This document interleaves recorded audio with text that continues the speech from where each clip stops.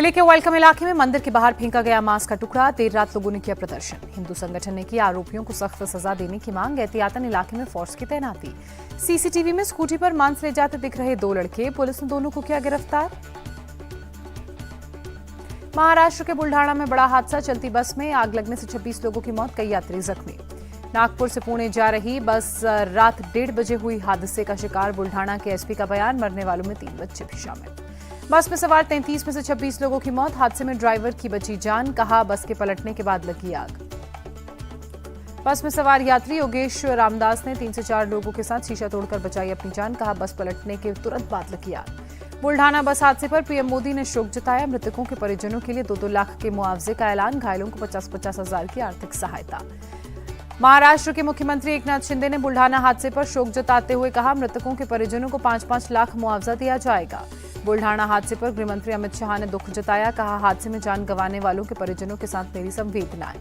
उत्तर प्रदेश के मुख्यमंत्री योगी आदित्यनाथ ने भी हादसे पर दुख जताते हुए ट्वीट किया, लिखा मेरी संवेदनाएं दुखी परिजनों के साथ। अजीत पवार ने भी हादसे में जताया दुख, लिखा समृद्धि महामार्ग पर हो रही ऐसी घटनाएं, सरकार को करना चाहिए उपाय। बुल्ढाना हादसे पर राहुल गांधी ने दुख जताया, ट्वीट कर लिखा कठिन समय में शोक संतप्त परिवार वालों के प्रति मेरी गहरी संवेदनाएं। महाराष्ट्र के मंत्री गिरीश महाजन का बयान, शवों को जल जाने से पहचानने में हो रही है दिक्कत, ड्राइवर और कंडक्टर को हिरासत में लिया गया।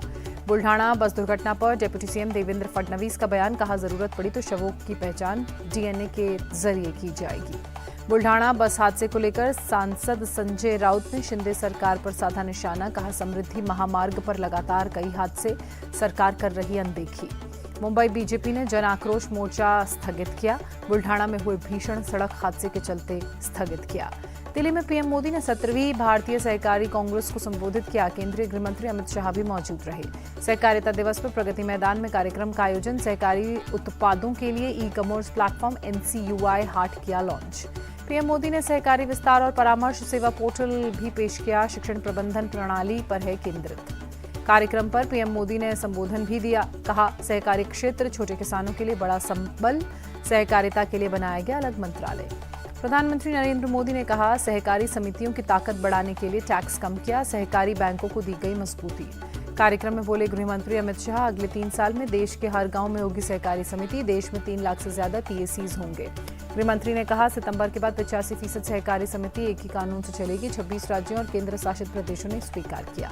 पीएम मोदी मध्य प्रदेश को आज कई बड़ी सौगातें देंगे, दोपहर 3:30 बजे पहुंचेंगे शहडोल, जनसभा को करेंगे संबोधित। शहडोल में राष्ट्रीय सिकल सेल अनीमिया उन्मूलन मिशन का शुभारंभ करेंगे पीएम मोदी, लाभार्थियों को sickle cell genetics status card बांटेंगे। गुजरात में अहमदाबाद समेत कई जगहों पर आज भी बारिश का अलर्ट, जूनागढ़, जामनगर, मोरबी, कच्छ, सूरत और तापी जिलों में भारी बारिश से जीवन प्रभावित। अहमदाबाद के कई इलाकों में जल जमाव से मुश्किलें बढ़ी, लोगों को सड़कों पर जाने में भी हो रही मुश्किल। अहमदाबाद में भारी बारिश की वजह से बड़ा हादसा, एक अंडर कंस्ट्रक्शन साइट पर स्लैब गिरा। स्लैब गिरने से साइट सुपरवाइजर की मौत हुई, जबकि 3 मजदूर घायल, तीनों को अस्पताल इलाज के लिए पहुंचाया गया। कच्छ के अंजार में बारिश के पानी में फंसे 3 लोग, देर रात रेस्क्यू किया। जामनगर में भारी बारिश से शहर में जल जमाव से लोगों को हो रही परेशानी। जूनागढ़ में बड़ा खलवा नदी का जलस्तर, सड़कों पर पानी भरने की वजह से लोगों को हो रही भारी परेशानी। गुजरात के नवसारी में भारी बारिश, जल जमाव के चलते शहर में बाढ़ जैसे हालात। नवसारी में तारकेश्वर शिव मंदिर में बाढ़ आई, चिखली नदी के किनारे बने कई मंदिर पानी में डूबे। मंदिर में भारी बारिश की चेतावनी, ठाणे और पालघर समेत कई जगहों पर बारिश की संभावना। पटना में भारी बारिश का साइड इफेक्ट, कई जगहों पर सड़कों को नुकसान, कई जगह सड़क धंसने की खबरें सामने आई, मौके पर मरम्मत का काम भी किया गया। इटावा के ढकपुरा गांव में बिजली गिरने से युवक की मौत, पुलिस को पोस्टमार्टम रिपोर्ट का इंतजार। बीकानेर में तेज बारिश के बीच भारी जल भराव, नगर निगम चौक से लेकर सूरसागर रोड तक भरा पानी। चमोली में बद्रीनाथ नेशनल हाईवे पर चिनाखाक में लैंडस्लाइड, हाईवे पर मलबा गिरने से घंटों ठप रहा ट्रैफिक। हाईवे के दोनों ओर लगा लंबा जाम, NHIDCL की टीम ने मलबा हटाकर बहाल किया ट्रैफिक। कानपुर में नगर निगम की लापरवाही के चलते जल जमाव, समाजवादी पार्टी के नेता अमिताभ वाजपेयी ने कार पर नाव रखकर विरोध व्यक्त किया। मणिपुर में 60 दिन बाद भी जातीय हिंसा जारी, मोइरांग इलाके में हालात खराब। मैतई और कुकी समुदाय के बीच 3 मई को शुरू हुई थी हिंसा, कई इलाकों में जले खाली घर अभी भी दिखाई दे रहे हैं। यूनिफॉर्म सिविल कोड को लेकर सियासत तेज। बीजेपी नेता रविशंकर प्रसाद ने कहा, जैसे अनुच्छेद 370 हटी वैसे ही सिविल यूनिफॉर्म कोड भी लागू होगा। जल्दी देवभूमि उत्तराखंड में लागू किया जाएगा यूनिफॉर्म सिविल कोड। मुख्यमंत्री पुष्कर सिंह धामी का ट्वीट।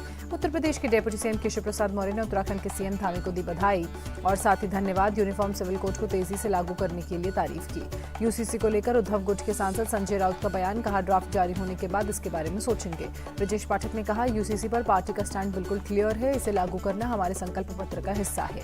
यूसीसी के मामले पर मुख्तार अब्बास नकवी ने कांग्रेस को घेरा। कहा, कांग्रेस ने सालों तक यूसीसी को कैद रखा। बीजेपी नेता किरीट सोमैया का उद्धव गुट पर हमला। अलीबाग में बने 19 बंगलों को बेचकर करोड़ों का घोटाला करने का आरोप। राहुल कनालके ने उद्धव ठाकरे को पर कुछ लोगों के इशारे पर काम करने का आरोप लगाया। कहा, आत्मसम्मान नाम की कोई चीज होती है। पश्चिम बंगाल के राज्यपाल सीवी आनंद बोस ने किया कूच बिहार का दौरा। अपनी यात्रा के दौरान कॉल के जरिए पंचायत चुनाव हिंसा की शिकायतों पर कार्रवाई की। टीएमसी नेता शत्रुघ्न सिन्हा का बयान। बोले, पश्चिम बंगाल पंचायत चुनाव शांतिपूर्ण होगा। विपक्ष की एकजुटता पर टीएमसी सांसद डेरेक ओब्रायन का बयान।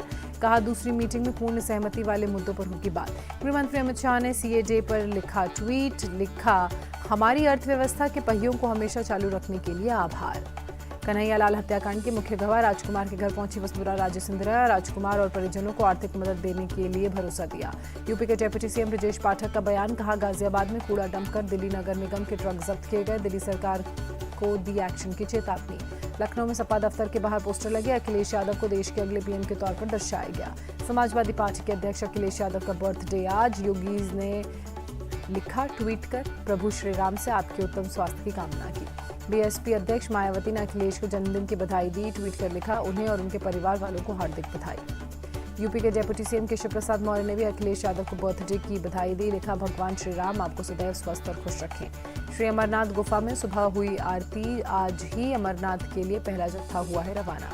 अमरनाथ यात्रा के यात्रियों की बीएसएफ और सीआरपीएफ की तारीफ करते नजर आए। लंगर लगाए जाने को लेकर स्थानीय निवासियों की भी इन श्रद्धालुओं ने तारीफ की। अमरनाथ यात्रा के पूरे रास्ते पर किए गए सुरक्षा के कड़े इंतजाम। चप्पे चप्पे पर सीआरपीएफ और आईटीबीपी के जवानों की तैनाती। अमरनाथ यात्रा की तैयारियों में जुटी Jammu Kashmir police. Mountain rescue team ने मॉक ड्रिल की। पहलगाम और बालटाल के रास्तों पर की गई मॉक ड्रिल। हर तरह की चुनौती से निपटने का अभ्यास।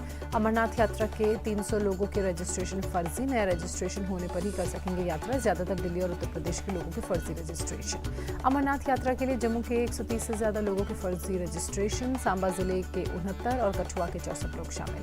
फर्जी रजिस्ट्रेशन वाले यात्रियों की मुश्किलें बढ़ी। ज्यादा समय तक रुकने के चलते पैसे की कमी से यात्री परेशान। अमरनाथ यात्रा के लिए सेवा देने वालों का पहलगाम में हुआ रजिस्ट्रेशन। सभी को मिले अपने पहचान पत्र। राम जन्मभूमि तीर्थ क्षेत्र के महासचिव चंपत राय का बयान। बोले, मंदिर निर्माण समिति को 2 दिवसीय बैठक में 29 और 30 जून को की गई। 29 जून की बैठक का मुख्य फोकस मंदिर निर्माण और उसकी प्रगति पर था। बोले, मंदिर के लिए सभी जरूरी काम तक पूरे हो जाएंगे। इलाहाबाद हाईकोर्ट के लखनऊ बेंच ने आदिपुरुष के निर्माता भूषण कुमार को तलब किया। निर्देशक ओम राउत को भी हाजिर होने का आदेश। हाईकोर्ट ने फिल्म के कहानीकार मनोज मुंतशिर को भी बुलाया। 27 जुलाई को तीनों को खुद अदालत में होना होगा पेश। छत्तीसगढ़ के जांजगीर में रेलवे ट्रैक पर ट्रक में लगी आग। बिजली लाइन की चपेट में आने से हादसा। 7 घंटे तक जाम लगा रहा। गाजियाबाद में वैशाली के एक दुकान में लगी आग। फायर ब्रिगेड की टीम ने आग पर काबू पाया।